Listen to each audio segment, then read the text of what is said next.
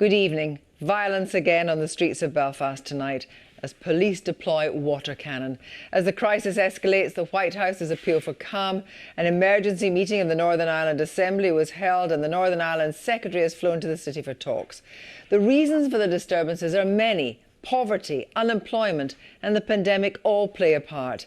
The attendance of 2,000 mourners at a prominent IRA member's funeral raised tensions, and concerns over the Brexit deal aren't helping either.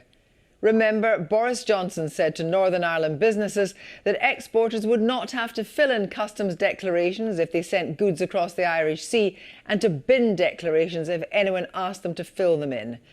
So, 23 years after the signing of the Good Friday Agreement, what is the way forward? Here is our policy editor, Lewis Goodall. We could definitely do this for another 10 minutes, but thank you very much indeed.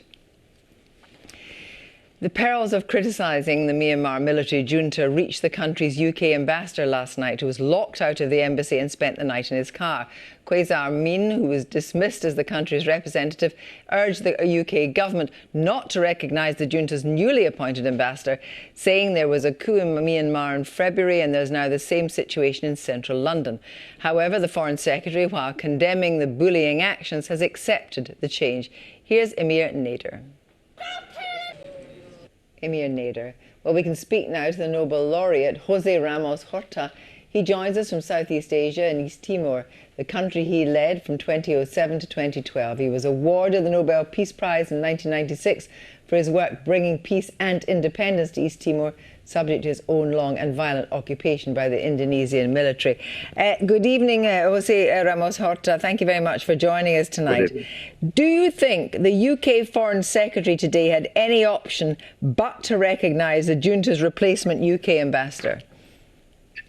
No. Tell me, though, I want to ask you very much about the UN Security Council.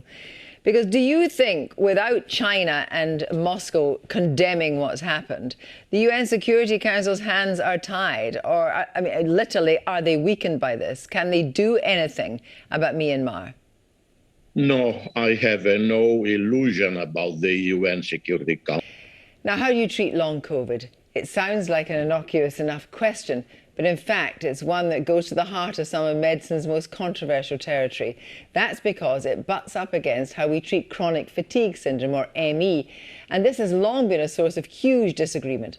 Tomorrow, a cross-party group of 65 MPs and peers have written to the Prime Minister urging him to take into account the untold human suffering caused by long COVID and to factor the risk of the condition into government's plans to lift restriction. Here's our health correspondent, Deb Cohen.